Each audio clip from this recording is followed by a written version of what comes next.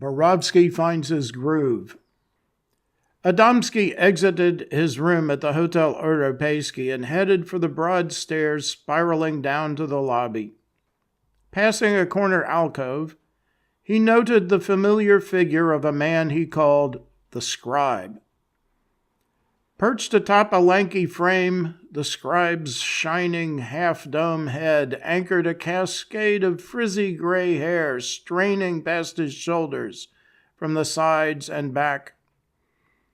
He sported wire-rimmed glasses, heavy black leather shoes in desperate need of polishing, a musty grayish-greenish sweater and matching greenish-grayish corduroy trousers, and a serious mane. The Scribe hovered over an immense riot of folio papers that stretched across the coffee table and over several chairs before finally spilling onto the floor. Standing guard over this scrum of handwritten text were two weather-beaten leather satchels and an equally ancient leather book bag. A lonely cigarette of dubious provenance smoldering in an old metal ashtray completed the picture. As Adamski rounded the corner, the Scribe looked up from his papers and nodded curtly. Adamski replied with a wink and a nod before beginning his descent to the lobby. During that short journey, he pondered the curious role played by ego in the Polish language and amused himself with the thought of being a noun declining. In due course, Adamski arrived in the lobby, fully declenched, and headed for the bar, where he slowly lowered his modest bulk onto a waiting sofa. "Ah," he sighed, "the body of my work has never before rested upon such a reassuringly sound and comfortable platform." Almost immediately, the waitress arrived with the customary double espresso and mineral water with gas and placed it, along with a fresh ashtray, on the coffee table in front of him, garnishing his order, as always, with a wry grin and a wink at no extra charge. Now fully supplied, Adamski fired up a cheroot and waited patiently for the evening's show to begin. It was already past twilight when Roman Borowski brushed a light dusting of snow from a bench in Łazienki Park. He had come to Warsaw hoping to rub shoulders with the nation's brightest literary lights, and perhaps even become one of them. Instead, he found himself sitting on a cold park bench, enveloped by the gloom of defeat, pining for the days of the Polish Enlightenment, wondering what had gone so terribly wrong. In the end, Borowski acquiesced to the cold and the silence and steeled himself for the long slog back to his lonely room at the Hotel Europejski. Just then he felt the bench stirring to life. The initial quiver rapidly erupted into a wild, vibrating dance that reminded him of the lid on a teapot about to blow. Then the back and the seat of the bench pursed to form a mouth, and with a loud slavering "Ptooey!" it spit Roman into the bushes on the other side of the pathway. "Yuck! What are you doing here? Don't you know the park is closed?" the bench scolded. What? Roman stammered. Yeah, I know. Oh, boja, a talking bench. Get over it, pal. And answer my question. What are you doing here? I was hoping to find inspiration from the echoes of the past. Today is Thursday, is it not? After a moment's stunned silence, the bench opened its mouth wide and let loose a raucous horse laugh. Then in a mincing tone, dripping with sarcasm, the bench mewed, "Oh, he wanted to avail himself of a schwitz in Lubomirski's baths, and then gorge himself on King Poniatowski's food at the Thursday dinner." "One can always dream," Roman replied. "I've been everywhere else in Warsaw. This was my last hope." The bench rushed at Roman and roared in his face. "As you might imagine, I've seen some sorry arses in my day, but you are the sorriest of them all. There's inspiration everywhere in Warsaw. Now get out of my park and go find it." With that, Roman took off running, with the bench nipping at his heels like a rabid dog all the way back to the Hotel Europejski. Uwaga! Woohoo! Clankety, clankety, uwaga, uwaga! Clankety, clankety, clank, clank, clank! Despite the urgency of his flight to safety, Borowski remained properly mindful of the importance of obeying the crossing lights at every intersection, sometimes running circles around the cement trash bins and advert towers to evade the bench. Passers-by solemnly nodded their approval. Adamski, ever the indefatigable storm chaser in the swirling maelstrom of literary trends, was in Warsaw to gather material for a follow-up to his widely acclaimed first volume, The Necromance of Language, a guide to the literature of the future. Almost immediately, he had found nearly all the source material he needed in the lobby bar of the Hotel Europejski. Feeling satisfied that his ambitious new work, tentatively entitled The Antiquariat in the Modern Age, was already well underway, Adamski took a sip of his espresso and blew a smoke ring into the air. The ring had barely formed when Roman Borowski banged through the hotel's revolving entrance door, raced into the lobby, and skidded to a halt in front of the bar. Grabbing hold with both hands, he hastily ordered a double vodka and a beer chaser, downed the first vodka, and cognizant that half measures would avail him nothing, ordered another double. From the corner of his eye, he spied Adamski, motioning him to his table. "You'll never believe what happened since we spoke at breakfast," Borowski said. Facing Adamski across the table, he accepted the offer of a cigar, lit it, downed the second vodka, and proceeded, sotto voce, to relate the entire story of the park bench. "Yeah, the bench was definitely onto something," Adamski said.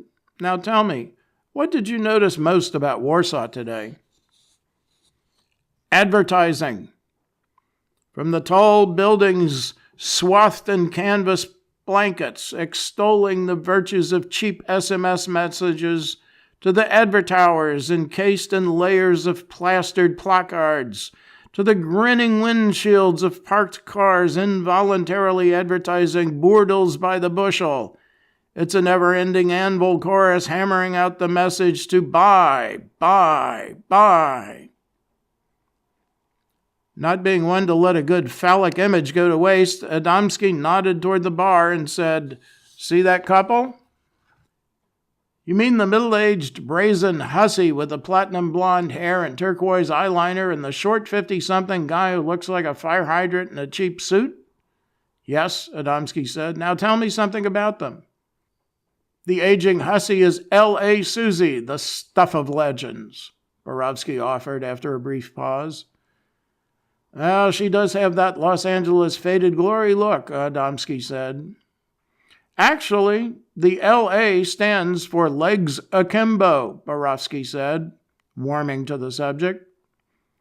"During the Cold War, she worked in the service of a friendly Western nation. Since embassy personnel were prohibited from fraternizing with locals, all the strapping young soldiers attached to the embassy flocked to her bedroom. Every night, the entire apartment block could hear them singing chorus after rousing chorus of that old Jimmy Durante standard, 'There are two sides to every girl.'" "Good Lord, the mere thought wilts my lettuce," Adamski cried out. "But her salad days ended along with the Cold War, and the daily drumbeat on her bedroom door ceased. With the help of a small trust fund, she soon took early retirement and has been working the hotel lobbies of Warsaw ever since, posing as a career counselor."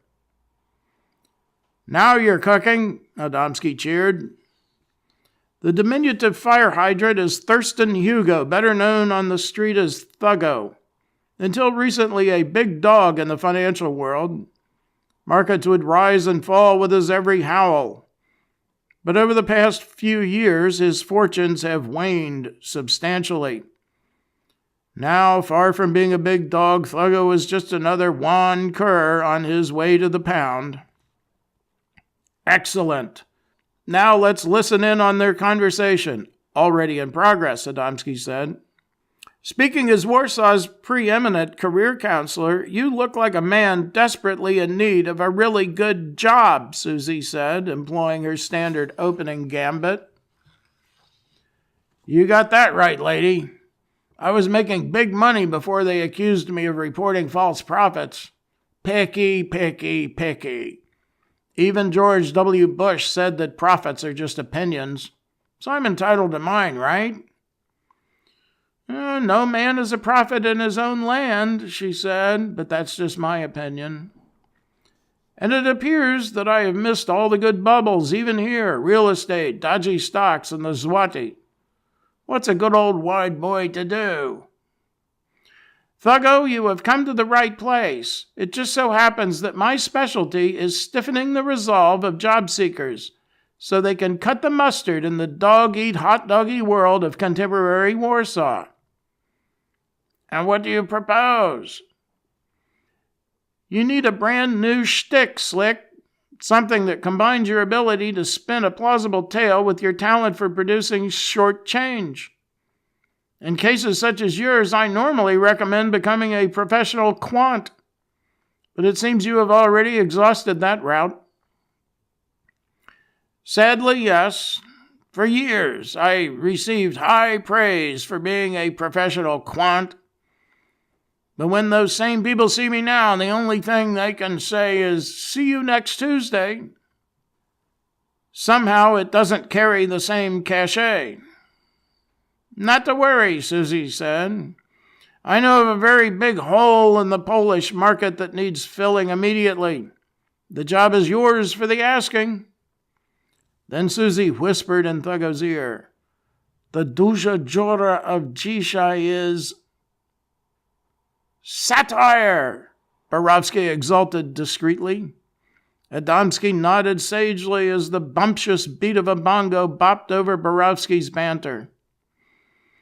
Boppity boppity bop bop boppity boppity bop bop bop, drawing all eyes and ears to a man dressed entirely in black standing next to a piano holding a flashlight that illuminated his face from below.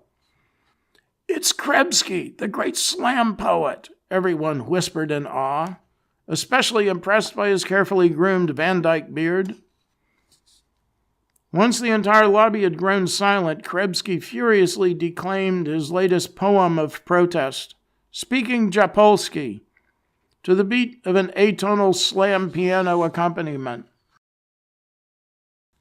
"Ami vami Fujiyama yaki taki to, ego emo hiro hito taki potso to, harakiri Honda Nissan yaki nototso." In a melodramatic gesture, Krebsky ended his poem by assuming the crucifix posture and waiting for applause, which came like rapturous thunder from three skateboard-toting teenagers wearing baseball caps backward. Taking advantage of the distraction, Susie and Thuggo took French leave. And finally, Adamski asked Borowski, "Who is that man driving the piano?" "That's Michał the Cat Meow, whose boffo one-man show at the Buffo Theater, All Cats Speak Polish, featuring his retro boogie-woogie hit, Coop Me Mamo 8 to the Bar, is all the rage among the sushi suckers. The winds of a great afflatus have truly filled your sails, my friend," Adamski intoned. "Now sally forth and bring a salubrious snap of the Borowski towel to the posteriors of an eagerly awaiting public." As Borowski hurried off, Adamski cried out after him, "May the farce be with you, always." Back in his hotel room, Adamski found an envelope containing several handwritten pages resting serenely on his pillow, next to the chocolate mint wafer. At the top of the first page he read, Adamski exited his room. Adamski smiled, placed the pages back in the envelope, and carefully filed it along with the rest of the scribe's submissions.